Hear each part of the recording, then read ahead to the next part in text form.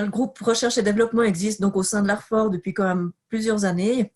Et puis, au cours de différentes années, on avait proposé différents éléments, par exemple des articles dans le journal qui s'appelle le Journal Transfert maintenant, ou bien encore sur le groupe de l'ARFOR sur LinkedIn. Donc, à ce jour, le groupe il est composé de 5 membres. Il y a Julien, vous connaissez, qui est devant vous et qui va prendre la parole tout soudain. Et puis, il y a Jamilé aussi qui va venir dans un petit moment, qui présentera également les bonnes pratiques. Avec nous également, il y a Alain Bingli et Elena Stucky-Dequet. Ils collaborent donc régulièrement avec nous, mais cet après-midi, malheureusement, ils ne peuvent pas être là et ils vous prient de les excuser. Donc, nous sommes 5 pour ce groupe. Et puis, si on est présent avec vous cet après-midi, en fait, c'est qu'on travaille sur plusieurs projets, notamment sur celui de l'hybridation des formations. Donc, ce projet-là, ça nous a amené à retravailler sur la formation, le jeu en formation, et puis on vous le présentera prochainement. Dans ce cadre, nous avons également créé une méthode simple, utile et utilisable pour hybrider ces propres formations. Tout ceci, on vous en parlera également prochainement, dès que l'actualité nous le permettra. Mais si on est là cet après-midi, c'était pour un autre concept, mais avec l'expérience du terrain. Et puis, on va vous présenter comment prendre en compte les formations digitales tout en gardant un sens pratique pour vous et vos clients. Voilà, place à Julien.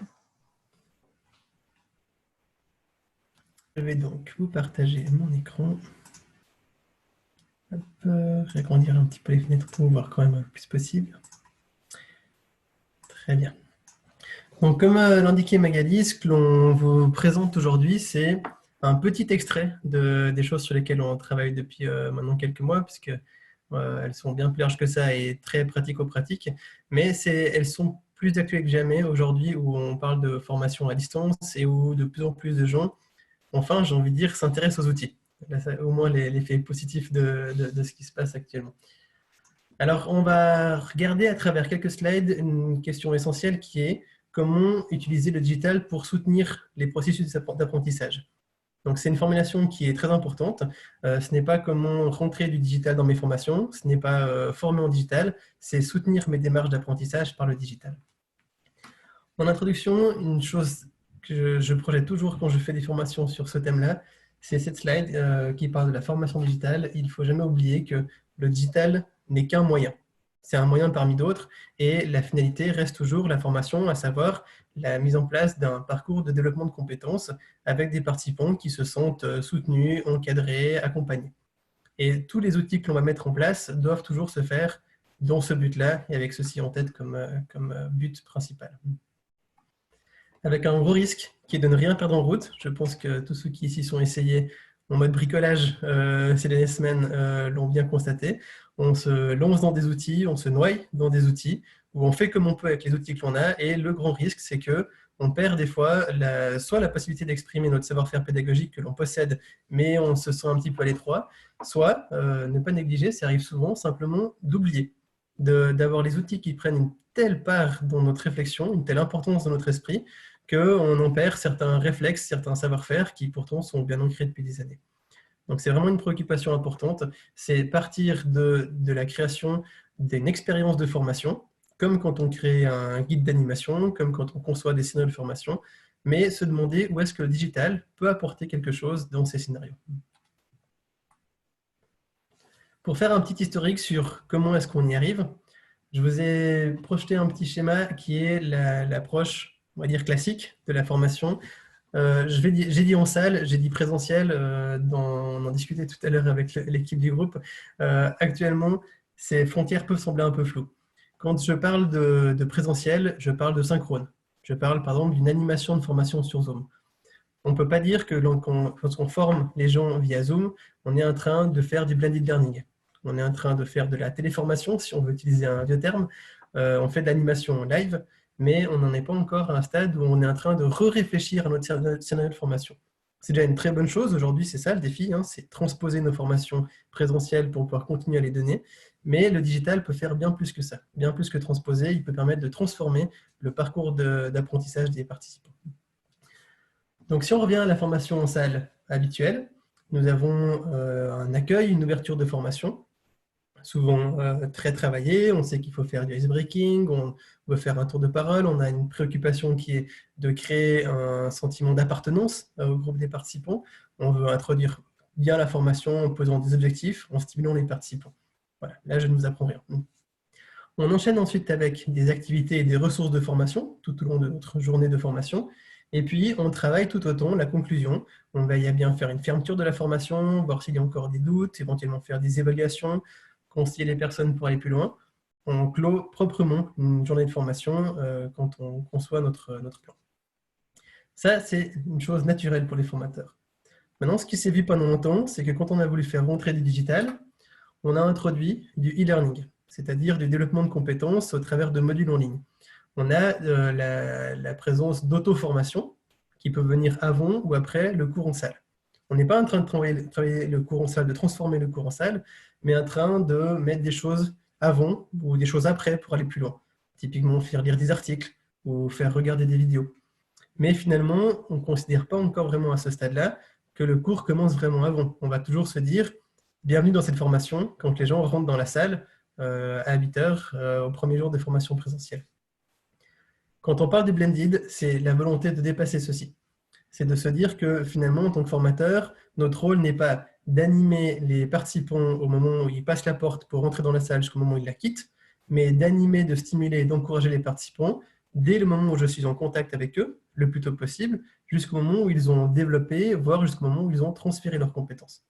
Donc c'est un peu un changement de paradigme sur quelle est l'unité de mesure de la formation. On ne peut plus mesurer des demi-journées ou des journées de formation. Et en même temps, on peut se sentir responsable de plus que ça. Quand on fait du blended learning, concrètement, on se focalise sur la partie que l'on a ici au centre. Le cours est toujours un cours qui commence par une accueil, une ouverture, qui se termine par une conclusion, et un moment où l'on veille à faire en sorte que les participants puissent interagir entre eux, puissent interagir avec le formateur, soient soutenus dans l'apprentissage. Même si la partie présentielle ou la partie synchrone ne consiste qu'en certaines parties de ce cours. Donc ça veut dire que ça a des impacts très forts et des transformations sur la façon dont on construit nos cours. J'ai mis des slides de temps à autre ainsi que des points d'interrogation pour pouvoir regarder du côté des modérateurs s'il y a des questions. Ça n'a pas l'air d'être le cas. Parfait. Les impacts de ce changement de vision et de se dire que en fait, on peut et du coup on devrait peut-être accompagner les participants sur des périodes mixtes, des fois en présentiel et des fois pas. Elles sont très fortes sur l'expérience d'apprentissage et du coup sur le fil rouge que l'on construit. Pour utiliser un terme de la formation présentielle, quand on parle de plan d'animation ou de guide d'animation, on va concevoir un guide d'animation qui ne commence pas à 8 h le jour 1, mais qui commence peut-être une semaine, 2 semaines avant, qui ne se termine pas à 17 h à la fin de la journée de formation, mais peut-être quelques semaines plus tard. Donc on va pouvoir étendre ainsi l'expérience que l'on propose aux participants. Un impact très fort, du coup, est l'approche de l'hybridation. On va se demander quelles activités vont pouvoir soutenir notre parcours d'apprentissage. À quel moment est-ce qu'il est pertinent de faire des choses aux participants à distance, avant, après, un moment de présentiel, entre deux moments de présentiel, mais pourquoi? C'est la question clé. C'est d'autant plus intéressant de s'intéresser à ça maintenant, puisque on le sait, depuis pas mal d'années, il y a une difficulté à rassembler le savoir-faire pédagogique et puis l'évolution et l'augmentation du nombre d'outils de formation à distance. Pendant très longtemps, on s'était dit, on voyait même dans les entreprises que c'était 2 domaines. En gros, l'équipe DRH faisait de la formation en salle, et puis l'équipe IT faisait de la mise en ligne de modules de formation en ligne. Et les deux ne communiquaient pas, ce qui est un problème. Heureusement, je pense qu'aujourd'hui, plus que jamais, on a des centaines de milliers de pédagogues qui s'intéressent aux outils, et les outils sont arrivés à maturation. Donc on peut mener ces réflexions. Enfin, un dernier impact très fort quand on hybride, c'est la question de la communication. Puisque, on le sait, dès que les activités sont à distance, l'expérimenter encore maintenant, on a des choses, par exemple, qui disparaissent en termes de motivation. Des choses aussi simples que se déplacer, d'aller dans un autre contexte que son contexte habituel de travail, rencontrer des nouvelles personnes. Tous ces éléments-là qui font naturellement partie de la motivation à se former sont absents ou sont moins présents. Donc, on doit consciemment les reconstruire. Et puis, une autre difficulté, je pense qu'on peut utiliser ce terme, c'est aussi de faire comprendre ce changement de paradigme aux personnes qui sont formées. La communication doit être très claire, très précise sur comment va se dérouler le cours et sur le temps de travail qui est attendu des participants, puisque je pense que c'est un travers aussi qui est dû à toutes ces fiches de cours où on indique les dates et les moments de formation présentielle, et puis on précise en petit en dessous, le cours comprend aussi 60 heures de travail personnel. Vous avez l'habitude de ces fiches de cours, tout le monde les lit, personne n'y prend attention. On disait, oui, ben, c'est vrai qu'à un moment ou à un autre, il y aura peut-être un travail de rendu à la fin pour une évaluation, donc il y aura un peu de travail. Mais la prise de conscience de l'organisation individuelle et du temps de travail individuel qui vont avec le digital, c'est une chose sur laquelle le formateur doit être très attentif pour le communiquer clairement aux participants, pour qu'ils ne soient pas surpris après, durant la formation, en disant « Ah oui, j'avais vu qu'il y avait du travail individuel, mais je n'avais pas compris que dès la première semaine, je devrais produire des choses. » Donc, il y a tout un travail là-dessus, dans notre rôle habituel d'accompagnement et de facilitation, de faire l'interface entre les nouvelles modalités de formation et les participants. Concrètement, ce qu'on cherche à construire, c'est une expérience d'apprentissage. Je vais proposer un petit schéma qui cherche à couvrir l'expérience d'apprentissage complète d'un participant, qui commence au tout début avec un potentiel participant qui a un besoin de formation ressentie, mais au mieux. Peut-être qu'il a un besoin de formation, mais pas ressenti, et peut-être que déjà, là, on peut intervenir pour une prise de conscience.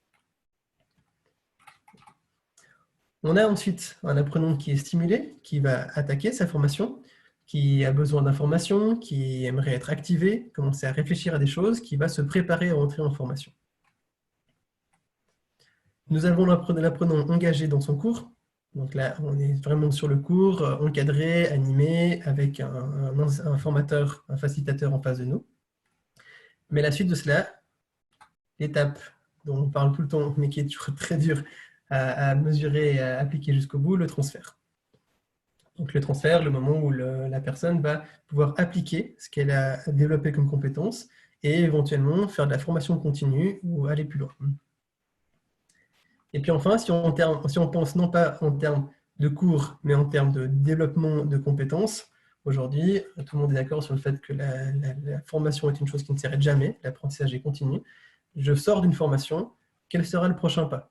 Quel sera mon prochain apprentissage, mes prochaines compétences, et comment également m'assurer que je serai performant sur la durée, que je ne vais pas laisser rouiller certaines compétences et ne pas appliquer certaines parties du cours.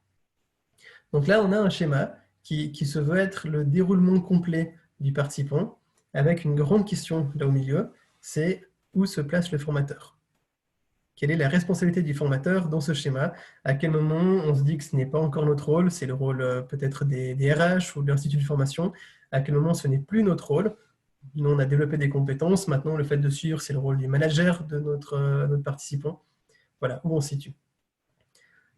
Est-ce qu'une ou deux personnes aimeraient donner leur avis sur de quoi ils se sentent responsables? C'est ça la question quand je suis formateur auprès des participants. Peut-être dans le chat, si vous mettez 1, 2, 3, 4, 5, 1, 2, 3, 4, 5 pour les plus ambitieux.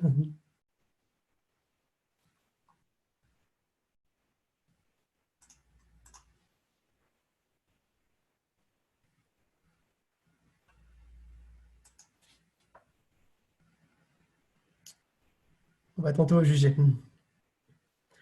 Qui intervient a priori dans ces formations à partir du stade 1? Est-ce qu'il y en a qui le font? Pas beaucoup d'écho là-dessus. Sur la partie stimulation, contacter les participants avant qu'ils entrent en salle de classe. Est-ce que c'est vous qui intervenez ou est-ce que c'est plutôt le rôle de son entreprise ou de son organisme de formation? Qui contacte les participants avant la formation, personnellement? Il y en a qui le font?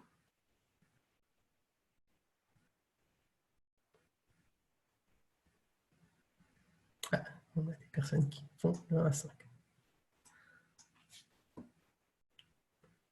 Effectivement, on voit ici toute la... Je crois, pardon, excuse-moi de t'interrompre, mais j'ai vu. Jamilé, c'est juste, je me suis trompé. Non, je levais la main pour dire je le fais. Je ne levais pas pour parler. Pardon. Ok, désolé. Donc, je suis en train de suivre sur le chat, effectivement. Donc, on voit que les pratiques divergent beaucoup. Ça dépend beaucoup du contexte, effectivement. Parfois, les formateurs peuvent, on va dire, déborder de la salle de classe et intervenir à partir d'étape 2, voire 1, suivre ces étapes 4 à 5. Et puis des fois, à l'inverse, on donne un contexte très fermé où on va faire l'animation, mais avant, c'est le domaine des personnes qui font de l'animation, de l'organisation de la formation ou des RH. Si tu me permets, Julien, je pense que ça dépend un peu du cas de figure. Je pense que si on intervient avec un centre de formation, on sera peut-être moins souvent sur le début, puisqu'on va être appelé pour répondre à un besoin. Si on intervient en entreprise, on a des cas variés. On a des cas où l'entreprise dit « viens me faire un cours de négo ». Bon, ben, c'est clair, voilà, je vais te faire un cours de négo. Et puis, parfois, si on connaît mieux le client, ben, on va pouvoir lui dire « attends, quel est ton besoin exact? Pourquoi tu veux faire ça? Quelle est la finalité ?» Et puis là, tout d'un coup, on arrive à remplir déjà ce niveau 1. Et je pense que ça dépend un peu des cas de figure et qu'il n'y a pas une règle qui marche pour j'ai des gens qui ont levé la main. Laurent était le premier.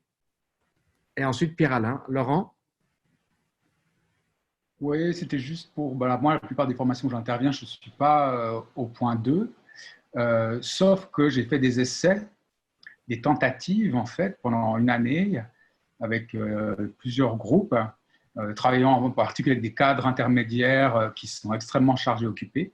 Et j'ai fait des belles choses, du reste avec Jean-Pierre, j'ai fait des belles vidéos, enfin, des trucs. Et en fait, ça fonctionne à moitié. Et donc, quand tu te retrouves… Enfin, moi, c'est mon expérience, je me retrouvais en salle avec la moitié des gens qui avaient suivi les consignes ou qui avaient vu un petit bout de vidéo, mais qui n'avaient pas été faire la proposition, etc. Donc, en ce qui me concerne, pour l'instant, quand c'est un contexte où les participants arrivent, j'en reste au point 3 pour les avoir sous la main pour avancer. Pierre-Alain?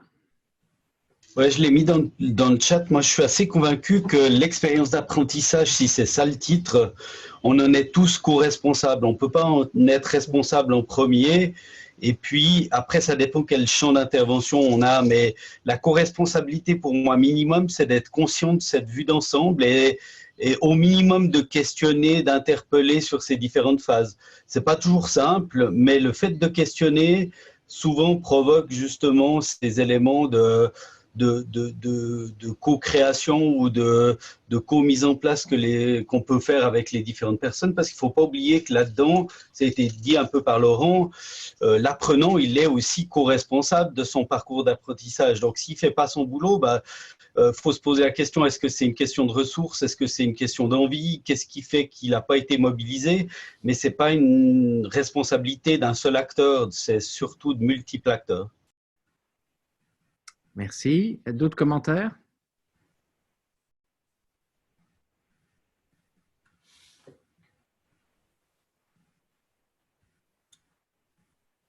On continue? Vas-y. Je crois que personne ne se manifeste. Très bien, merci pour ces retours sur le chat aussi, c'est très riche. Et effectivement, c'est un enjeu de se demander jusqu'où on peut aller, avec des fois aussi la question de comment le faire bien.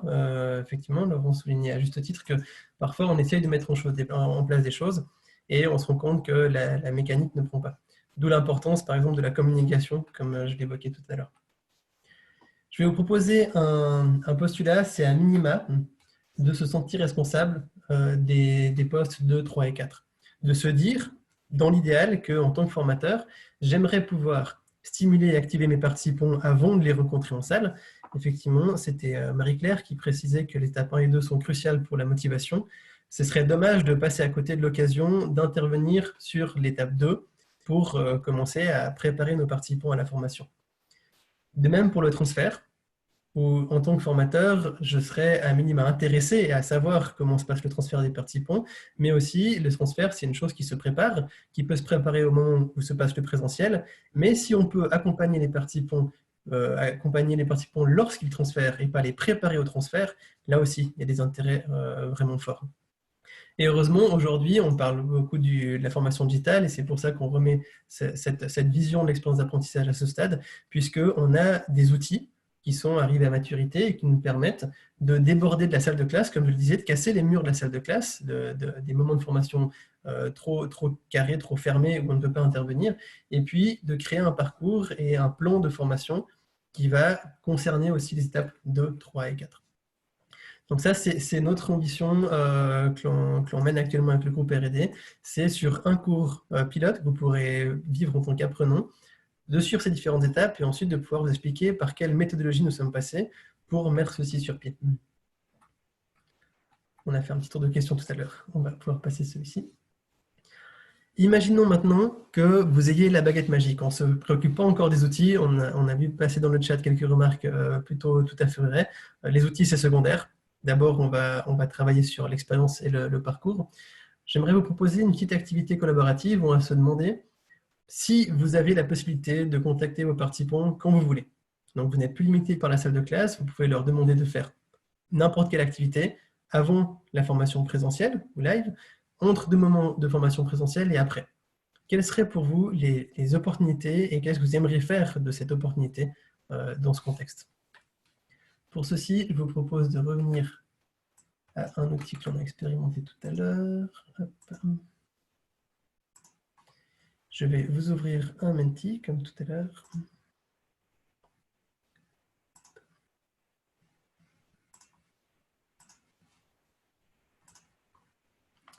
Voilà. Donc cette fois, le principe, vous l'avez en main puisqu'on l'a fait tout à l'heure. Je vous invite à aller sur menti.com, montrer le code qui se trouve en haut de l'écran. Et puis, on va prendre, disons, 4 minutes pour se dire si je pouvais communiquer avec mes participants et leur demander de faire quelque chose avant de les rencontrer physiquement pour la première fois, qu'est-ce que je pourrais en tirer comme bénéfice? Je vous lance un timer de 4 minutes.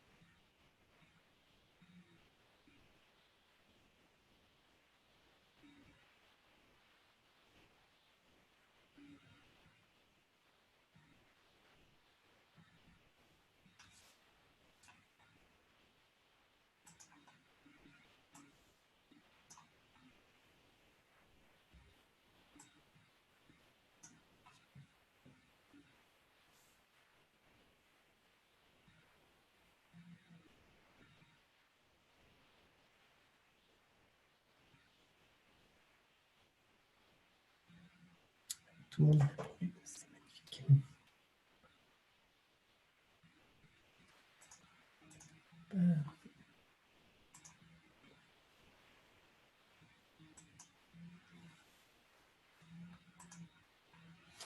Très bien, on a une construction très complète. Ce qui est intéressant, c'est déjà de voir que tout le monde y voit les opportunités. J'ai regardé un petit peu défiler au fur et à mesure.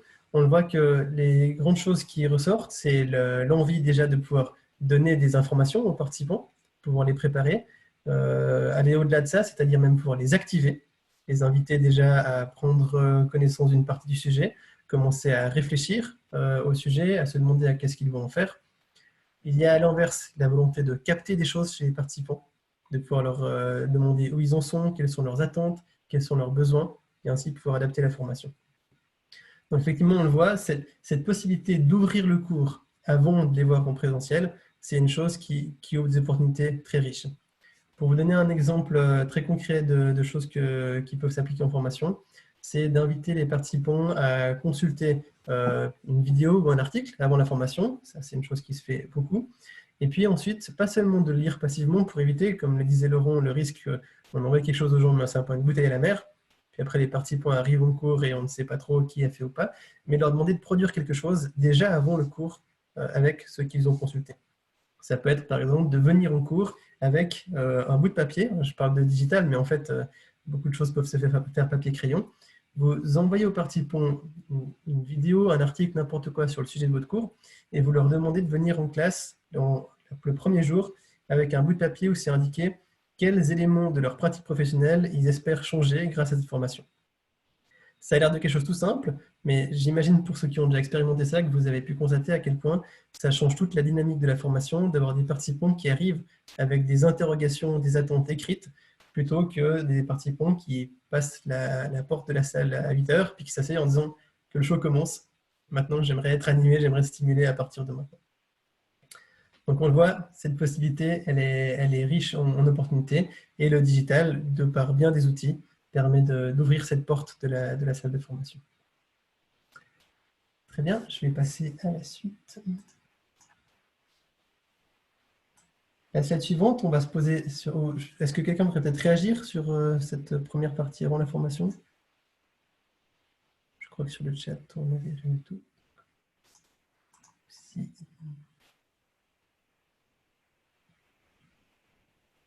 Juste un petit scan. Parfait. On va continuer à se dire que les participants n'ont pas de mur de salle de classe, qu'on peut travailler avec eux à tout moment durant la formation. Et on va passer à la même question, mais entre deux moments de présentiel.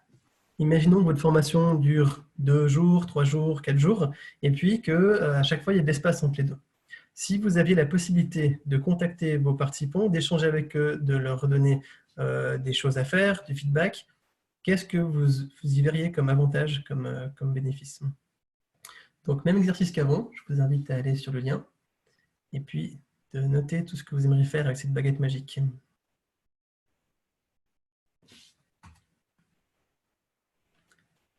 Puisque cette fois on est rodé, on va réduire le temps à 3 minutes.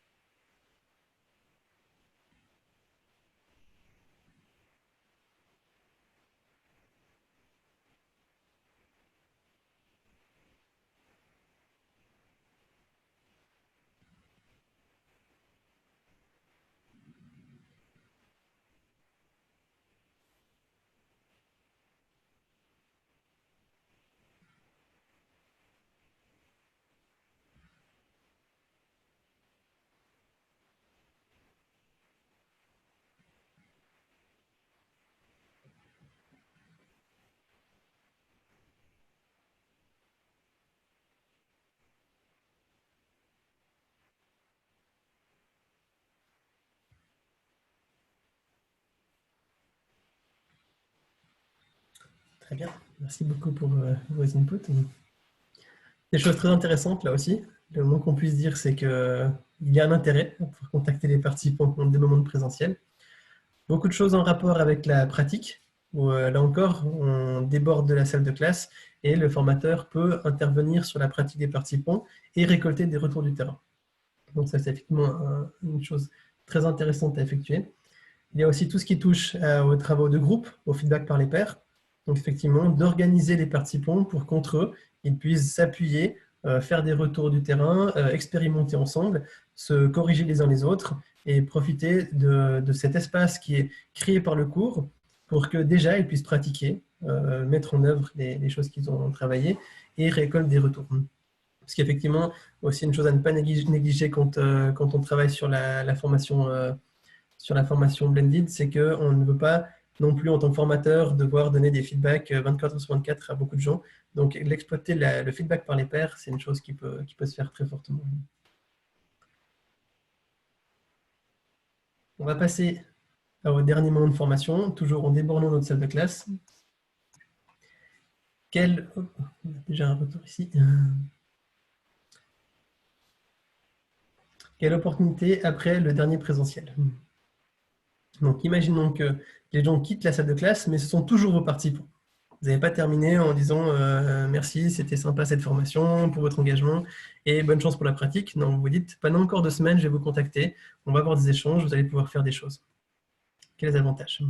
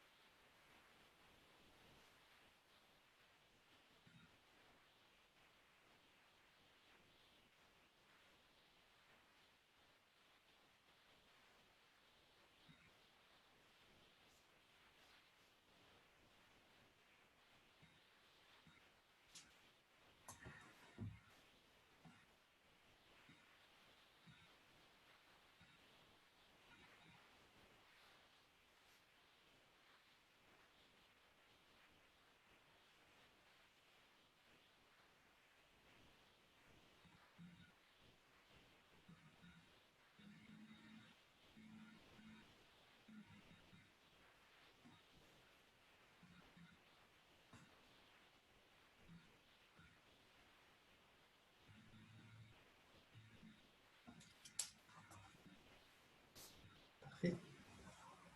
Encore une fois, on a grand cahier des charges. Je vois que la question se pose dans le chat sur la façon de récolter ces choses-là.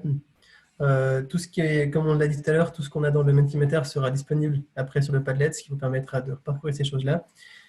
L'idée ici, en quelque sorte, c'est de pouvoir avoir une espèce de cahier des charges. Beaucoup trop vaste. Si vous essayez de faire tout ce que vous nous mettez à l'écran, ça fera beaucoup de choses. Mais c'est important de se dire que on peut, en tant que formateur, se préoccuper de choses. Une chose qui ressemble beaucoup, c'est le feedback. Feedback sur la mise en pratique, sur le retour d'expérience du terrain. Comment est-ce qu'on peut faire des petites dernières corrections ou derniers ajustements dans ce qui a été vu en cours. L'accompagnement du transfert, j'ai vu aussi passer le terme de plan d'action. Comment est-ce qu'on peut soutenir les participants, passer peut-être d'un rôle de formateur à un rôle de coach pendant quelques temps après la formation. Et puis aussi la question de la réactivation, c'est évident. On suit une formation complète, on va en appliquer une infime part. On a beaucoup de choses en tête durant la formation qui nous semblent très intéressantes. Au final, on part avec 2-3 idées de choses qu'on va pratiquer rapidement. Et peut-être que des fois, il faut qu'on ait pu pratiquer et consolider ces 2-3 choses pour pouvoir ensuite reprendre des éléments de la formation et les creuser plus loin. Et typiquement, ces choses-là peuvent se faire si on a des moyens de faire de la réactivation. Donc voilà, merci beaucoup pour vos retours sur cet exercice. Le but principal, c'est de faire un peu un cahier des charges idéal du formateur et après seulement, à ce moment-là, d'intégrer le digital en disant est-ce qu'il y a certaines de ces choses-là qui étaient compliquées à faire jusque-là, mais que grâce aux outils, rien qu'avec Zoom, on le voit, maintenant tout le monde le prend en main ou autre outil de visioconférence, peut-être que certaines de ces choses-là, vous ne le faisiez pas en formation tout à l'heure, précédemment, et maintenant vous dites, comme on est à l'aise avec la chose et que finalement ce n'est pas si compliqué de monter une petite séance de 20-30 minutes de visioconférence avec les participants, je vais commencer à intégrer ces éléments d'accompagnement et de transfert grâce à ces outils-là. Faire la rencontre entre les outils et la raison de les utiliser. Pour boucler là-dessus, la question qui se pose et qui doit se poser enfin à cet endroit-là, uniquement à ce moment-là, c'est la question de quelles activités je vais mettre en œuvre. Donc à ce moment-là seulement, on introduit la question des outils. D'accord, j'ai fait une liste d'intentions, j'aimerais pouvoir activer les participants avant la formation, j'aimerais connaître leur niveau, j'aimerais qu'ils commencent à acquérir quelques au moins connaissances avant la formation.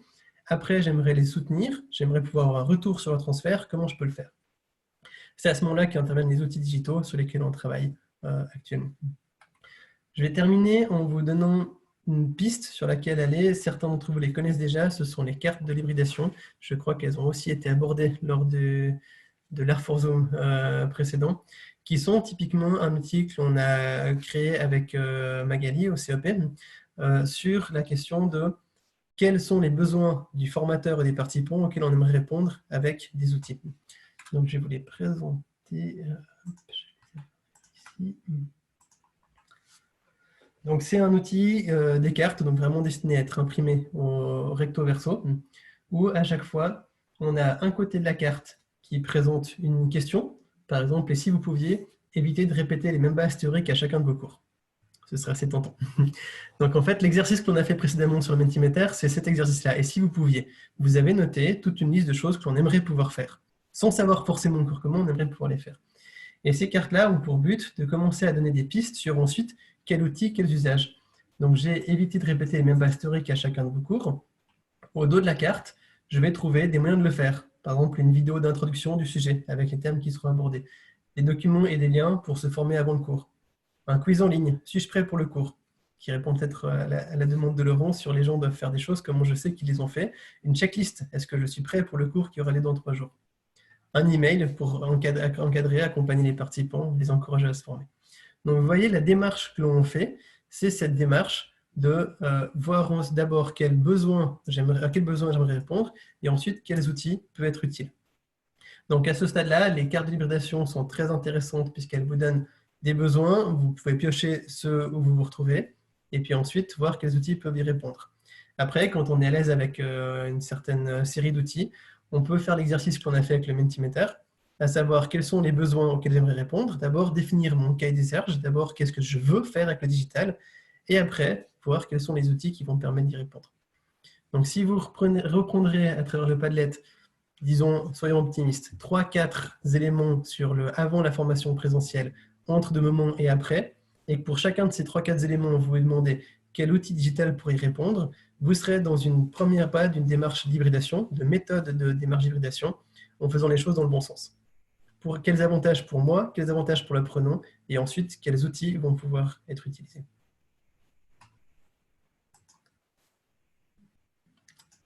Voilà, je suis arrivé au bout de cette partie sur la méthode de l'hybridation et surtout dans quel ordre faire les choses. D'abord réfléchir à l'expérience d'apprentissage et après se demander quels outils vont pouvoir les soutenir. Je ne sais pas s'il y a des questions, réactions, interrogations à ce stade.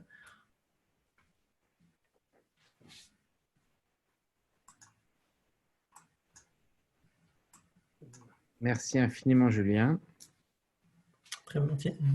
Est-ce que dans la commission R&D, il y a quelqu'un d'autre qui veut nous raconter les choses? Oui, alors avec Jamilé, on va continuer. Jamilé qui repart sur les bonnes pratiques. Je te laisse, Jamilé. On va faire ça de manière efficace, hein, parce qu'on voit le temps qui arrive. Alors nous, on va compléter ce que vous a dit Julien. Il vous a présenté des concepts plutôt sous un angle méthodologique. Dans cette partie, on a envie de faire le lien avec des pratiques, en fait, des bonnes pratiques en formation à distance.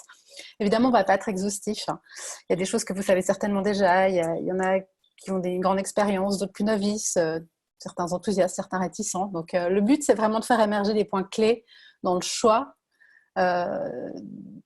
des procédures à prendre et puis identifier les bonnes questions à se poser.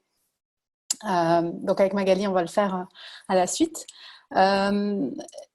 Julien, est-ce que tu peux aller à la 2, s'il te plaît? C'était à la fin. Je suis à la fin, pardon. Oui. Voilà. Voilà, bah, tu peux passer direct à la 2 maintenant. Donc voilà, la toute première question de base, en fait, c'est le tout à distance ou en blended. Alors, on ne va pas faire un débat de terminologie. Le blended, comme l'a très justement dit Julien, d'habitude, l'hybridation, il y a une partie en présence, une partie à distance. Dans ces temps de confinement, ça devient flou. On va plutôt parler de moments asynchrones à distance. Et puis, la partie présentielle, elle devient cette partie synchrone où on se voit. J'ai été très surprise parce que pendant tout ce Zoom, on a parlé de la formation la formation à distance, c'est Zoom. Et en fait, comme Julien l'a présenté, il y a tellement plein d'autres choses et je suis sûre que vous utilisez plein d'autres outils. Et puis, c'est pas juste ça. Donc, en fait, finalement, il faut se poser quoi comme question ? Quand j'ai une formation et que je veux soit la faire totalement à distance, ou est-ce que ça serait intéressant d'intégrer cette partie blended, hybride, dont on parle. Évidemment, parmi les choses qui sont très intéressantes à se poser, c'est qui mon public, le temps que j'ai à ma disposition, mes ressources, que ce soit financières ou d'outils, le type de contenu et puis les compétences visées. On discutait dans les sous-groupes tout à l'heure, il y a certains types de cours qui sont très difficiles à mettre en digital.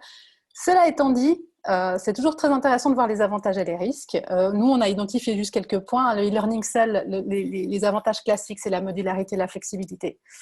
Certains le mentionnaient, hein, on peut faire ça un peu n'importe quand, n'importe où. On peut avoir 30 000 personnes qui se forment en même temps au travers de la planète qu'on n'aurait pas pour un présentiel, évidemment. Avec un gros risque d'abandon qui est bien plus important. Et puis pour le blended, donc là en version confinée, c'est-à-dire avec même des présentiels en classe virtuelle sur Zoom si nécessaire ou sur d'autres outils, il y a vraiment cet intérêt à passer avec ce qu'on appelle la classe inversée, donc que vous connaissez certainement, c'est-à-dire que passer à distance une bonne partie de l'acquisition des contenus, faire de la recherche personnelle qui s'appelle des classes inversées renversées, j'ai appris ça dernièrement, histoire de faire facile. Et puis faire aussi tout plein de travaux de groupe. Un apprentissage collaboratif à distance, ça peut très bien marcher si on le présente bien. Et puis, évidemment, avec cette partie très intéressante de l'ensemble, donc en classe virtuelle, qui est super important pour consolider les acquis et puis viser le transfert, faire ses mises en situation et puis permettre aux apprenants de débattre. Donc voilà, question principale, sur quoi je passe et pourquoi. Donc Magali. La question autre qu'on s'est aussi posée, c'est est-ce qu'il faut transposer sa formation qu'on faisait habituellement en présentiel simplement, de la reprendre et puis de la transposer telle qu'elle, ou alors carrément de créer une nouvelle formation? La réponse est, si vous avez le temps et que vous avez envie de créer une nouvelle formation, allez-y, finalement, ça c'est vous qui voyez. Mais si vous avez une formation qui fonctionne déjà bien en présentiel, essayez de voir qu'est-ce que vous pourriez mettre à distance et puis qu'est-ce qui doit rester vraiment dans ce qu'on appellerait finalement la classe virtuelle. Si vous êtes à utiliser finalement déjà des outils comme Zoom, vous serez à l'aise, donc éventuellement de recréer une nouvelle formation, pourquoi pas. Maintenant, si vous êtes moins à l'aise avec ces outils, prenez le temps que vous avez à disposition actuellement pour vous familiariser avec ça. Donc, je pense que c'est déjà une première bonne pratique. Et puis, comme disait Jamilé avant, on parle beaucoup de ces interactions de synchrone ou asynchrone. Donc, vous avez un certain nombre d'avantages pour l'un ou l'autre, à savoir que si on est sur beaucoup d'asynchrone, il faut absolument, si on est sur une formation de longue durée, d'avoir une sorte de coach ou quelqu'un qui accompagne. Autrement, ça va être difficile pour les participants de suivre. Donc, voilà par rapport à ce slide. Je te laisse la parole. Je vais peut-être juste répondre. Donc Simon et Florian, Fabien. Bon, Florian, si j'ai bien compris, il faut que je ralentisse mon débit. Donc cela pose un problème, un risque. La formation, attends, ça prend du temps personnel, c'est clair. Un des gros challenges, un des gros défis de la formation à distance, c'est de faire comprendre, et certainement aux institutions, que c'est pas du temps libre, c'est pas du en plus. La formation à distance, elle fait partie. Et c'est vrai que quand on part en présentiel, pendant 4 heures, une demi-journée, une journée complète, on n'est plus sur notre poste de travail. Et effectivement, ça nécessite tout un travail de communication avec tous les acteurs de la formation. Et ça, c'est un des grands défis, je pense, pour nous, formateurs, et puis avec tous nos partenaires pour faire comprendre ça. Mais ça, c'est clair. Je ne sais pas si ça répond. Mais c'est sûr, hein, les entreprises qui vous parlent du distanciel pour dire c'est cool, ça prendra moins de temps et ça sera moins cher. C'est un leurre. Hein. Ça on est bien d'accord. Ouais. Ouais, complètement. je lis le chat en même temps. Hein, c'est vraiment un travail de... On pourra en parler à une autre occasion, mais c'est vraiment un travail de communication et d'éducation qu'on a à faire avec les décideurs. Je continue du coup sur l'aspect technique, oui. Alors évidemment, ça, vous en avez peut-être parlé. Il me semble que la semaine dernière, vous avez parlé un peu de Zoom et de son utilisation. L'aspect technique, c'est super important. Ça va vous paraître peut-être de base, mais ça, c'est des retours d'expérience qu'on a eu ces dernières semaines en passant en gestion de crise sur des outils à distance. On en teste 3 ou 4. Alors, je n'ai pas testé Meet d'Infomaniac, mais j'en ai peut-être testé 3 ou 4 qui marchent moyennement. On vous conseille donc de tester l'outil. Idéalement avec des configurations différentes, hein, c'est pas toujours facile, mais des appareils, parce que vous aurez des gens qui n'ont pas forcément accès à des PC, qui font depuis leur smartphone ou leur tablette, c'est pas toujours pareil, différents types de navigateurs, parce que ça marche super bien sur Firefox et ça marche après plus sur Safari ou Chrome ou Opera, enfin voilà. Ça, on vous propose avant, et puis d'envoyer le lien suffisamment à l'avance à vos participants pour qu'ils puissent le tester. Il faudrait idéalement pas qu'ils essayent de se connecter 15 minutes à l'avance. La première fois, on vous conseille de vous connecter vraiment 30 minutes à l'avance, comme on a fait aujourd'hui. Ça permet d'accueillir gentiment, de gérer. Maintenant, surtout le pendant... c'est pas toujours possible. Nous, j'ai eu la chance de co-animer pour le FSEA, le module 1 du FSEA. On est toujours 2 intervenants et on a des rôles très définis. Et une personne gère l'animation, une personne gère la technique. Et pour avoir fait une journée complète, 9h, 15h30, ma collègue, elle a fait 6 heures de technique, inclus sa pause de midi. Donc voilà. Donc ça aussi, c'est une bonne pratique. Essayez de vous répartir des rôles avant la formation. Et puis, préparer les outils en annexe avant. Les outils annexes, c'est typiquement si vous faites un Mentimeter, si vous faites des tableaux, enfin si vous utilisez des outils, ouvrez-les avant, parce que de nouveau, ça c'est les trucs, c'est les 5-10 minutes. Soit, comme disait Daniel, je crois qu'ils vont permettre à vos participants de respirer un moment, ce qui n'est pas plus mal, mais aussi c'est les 10 minutes où on risque de perdre les gens petit à petit. Donc voilà, ça c'est un truc assez évident, mais c'est important aussi de bien se poser les bonnes questions avant que la formation soit. Lily ?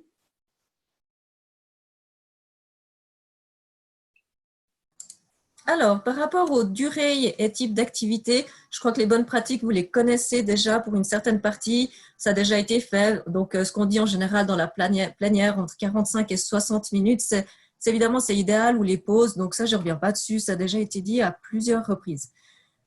Maintenant, il y avait les questions qui venaient justement du chat, de dire que certaines fois, les participants doivent faire ces formations à distance, mais ce n'est pas forcément reconnu. Et puis là, en plus, ce que j'ai envie de vous dire, c'est que si vous voulez faire du magistral ou donner des informations, on sera vite sur des petits moments. Donc peut-être que votre demi-journée ne sera pas une fois une demi-journée, mais ce sera peut-être 2 fois 2 heures finalement. Et par rapport à la question de dire, et en plus les formateurs ou les entreprises ne seront pas toujours OK de mettre à disposition autant de temps, effectivement. Là, on a, je pense, encore du travail à faire avec certaines entreprises pour que la formation à distance soit reconnue.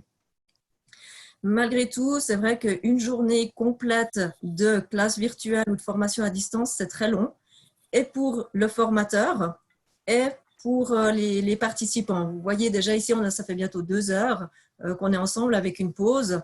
Je ne sais pas où en est toute votre attention, mais forcément que c'est plus compliqué au bout d'un moment. Donc, n'hésitez pas à découper ces activités. Vous aurez toujours des gens qui vont vous dire, moi, j'ai fait une demi-journée ou une journée, ça s'est très bien passé. Puis d'autres qui vont vous dire, mais moi, au bout d'une demi-heure, j'en pouvais déjà plus. C'est comme partout, il y a toujours de tout. Donc, ayez plutôt la notion, plutôt que de se dire, je dois faire ça ou je dois faire ça, c'est plutôt de réfléchir à votre scénario pédagogique. Et puis, il n'y a pas de bonne ou de mauvaise façon finalement. C'est aussi à vous de savoir ce que vous pensez être bien. Certains vont dire, moi j'ai quand même besoin de 2 heures pour faire ça, puis d'autres seront plus à l'aise en le faisant en 1 heure. Donc, j'ai plutôt envie de dire, tout comme dans les salles de cours, si tout d'un coup, c'est quand même rare qu'on fasse 2 heures de théorie en une fois. Donc, finalement, les bonnes pratiques que vous avez dans les salles de cours, elles doivent être les mêmes à distance. Parfait. Alors, avant-dernier, on a l'animation du groupe de la classe virtuelle. Alors, c'est vrai que ça, vous l'avez vécu parce que beaucoup ont fait des Zooms où on le vit maintenant. Julien l'a vécu il y a 15 minutes quand il a posé sa question et puis que ça a mis 2-3 minutes à répondre sur le chat. Les indices non verbaux, ils sont évidemment beaucoup moins faciles à discerner à distance. Les participants, en général, sont plus hésitants à prendre la parole, particulièrement dans des grands groupes. Là, on est 4, j'arrive plus à voir 44, c'est déjà beaucoup, même à 12, c'est difficile. Donc, c'est important de poser certaines règles de communication dès le départ, comme l'a fait François et Jean-Pierre, il me plaît. Identifier tout de suite un intervenant comme modérateur qui donnera la parole. Évidemment, cette coordination préalable entre les co-animateurs pour savoir qui dit quoi, éviter un petit peu les hésitations. Et puis, proposer aux personnes de lever la main. Voilà, alors c'est ce qu'on fait. Devant la caméra, ça peut être sympa si vous êtes petit groupe. Après, c'est mieux avec les autres types d'outils. La posture, et ça, c'est un problème, c'est marrant, mais c'est un problème pour beaucoup d'entre nous. On vous conseille une posture un peu plus directive. Et puis ça, on n'a pas toujours envie. Ça dépend peut-être de nos formations. Mais c'est vrai que dans le passage de la parole, les silences, ça fonctionne peut-être bien en présence quand on arrive à se voir et puis à détecter nos regards, nos gestes. Et puis à distance, c'est quasi impossible. Et ça, à retour d'expérience de dizaines de formateurs, c'est très difficile. Donc, on vous propose de désigner des participants pour prendre la parole. Alors, pas dire maintenant tu parles, évidemment, mais de voir si la personne veut parler. Quitte à proposer peut-être même à quelqu'un de dire tu commences et puis désigne la prochaine personne, de faire un petit peu plus de manière ludique, passage du calumet ou je ne sais quoi. On l'a travaillé, c'est cool cet après-midi, on a fait des sous-groupes dans des sessions, moi j'ai Zoom en anglais, alors c'est breakout session, mais je ne sais pas comment ça se dit en français, des salles, sous-salles. Prévoir d'être à disposition des groupes. Intraduisible. Pardon ? C'est intraduisible, ne te casse pas. Ok, d'accord. Alors, des breakout sessions, comme on a fait. Et puis, ces travaux de sous-groupe, c'est vrai que le risque, c'est aussi de perdre nos participants si on n'est pas là. Donc, prévoir des outils, ça peut être le chat sur la salle principale, ça peut être d'autres choses qui leur permettent de faire venir les intervenants en cas de besoin. Voilà. Idéalement, c'est un petit peu ça pour l'adaptation de l'animation. Et aussi pour adapter de toute façon l'animation, mais aussi en termes pédagogiques ou andragogiques pour aller un peu plus loin, Réfléchissez aussi de créer ou modifier votre cours sous le côté classe inversée. J'imaginais ça tout à l'heure en disant, par exemple, il y a une maison, et puis des fois, il faut bien qu'on compresse un petit peu parce qu'on sait qu'on ne peut pas faire un jour ou un demi-jour complètement en classe virtuelle. Donc, on essaie de compresser un petit peu. On sait que c'est difficile de compresser parce que déjà que nos formations sont compressées, mais on voit bien qu'au bout d'un moment, il y a des choses qui vont devoir sortir par la fenêtre ou par les portes. Donc, ces choses qui sortent soit par les fenêtres, soit par les portes, c'est ça ce que Julien expliquait tout à l'heure, qu'on peut le penser avant ou après les présentiels ou pendant. Donc, c'est quelque chose qu'on peut essayer de penser en classe inversée également. Ça peut aussi être de dire, je fais 1 heure en présentiel, je fais un travail de groupe, ou bien les gens doivent lire un article et puis on se retrouve 20 minutes plus tard en classe virtuelle. Ça, c'est aussi possible. Donc, de casser les moments, c'est tout à fait quelque chose de faisable. Donc, il y a donc toute cette réflexion de travaux de groupe. Et puis, dans les bonnes pratiques également, il y avait de mettre à disposition en version PDF ou PDF modifiable les supports de cours.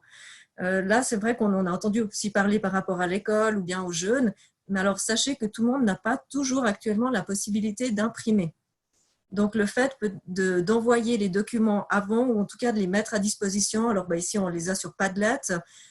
Tout ça, c'est des bonnes pratiques qu'il faut donner il faut faire ces éléments ici. Et puis, il y a Jean-Pierre qui donne aussi une info. Et ça finit avec notre question. Est-ce que vous avez pensé à votre posture? Oui, vous donnez un cours, vous êtes assis, alors qu'en principe, on est debout pour donner nos cours. Donc, on n'a pas la même posture. C'est quelque chose aussi qu'il faut penser. Donc, on ne se voit pas déjà virtuellement, on se voit virtuellement. Mais voilà, à savoir qu'on sera ici. Puis ceux qui ont l'habitude, moi, j'aime bien écrire des choses sur Flipchart. Je ne peux pas. Donc, c'est des choses auxquelles on peut penser à avoir avec ça. Donc, voilà par rapport aux termes pédagogiques ou andragogiques, il y aura évidemment encore d'autres choses. Et puis, je terminerai sur le dernier slide. Donc, ça, c'est quelques questions en fait, qu'on peut se poser. Est-ce que les gens ont peur de la classe virtuelle?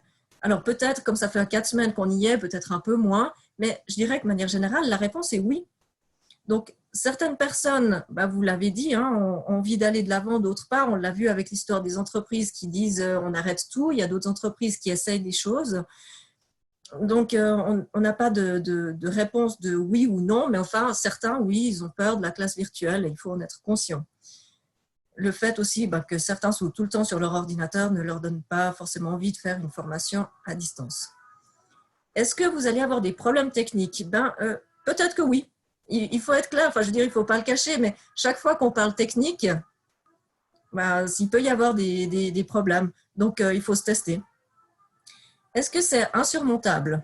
Je ne pense pas, puisque vous êtes tous ici. Mais on l'a déjà dit, d'être 2, ça peut être quelque chose de sympa. On peut aussi avoir un bac à sable. C'est quelque chose d'assez intéressant pour pouvoir tester, pour essayer. Et puis, il y a toujours la question de, finalement, est-ce que c'est assez sécurisé pour pouvoir l'essayer?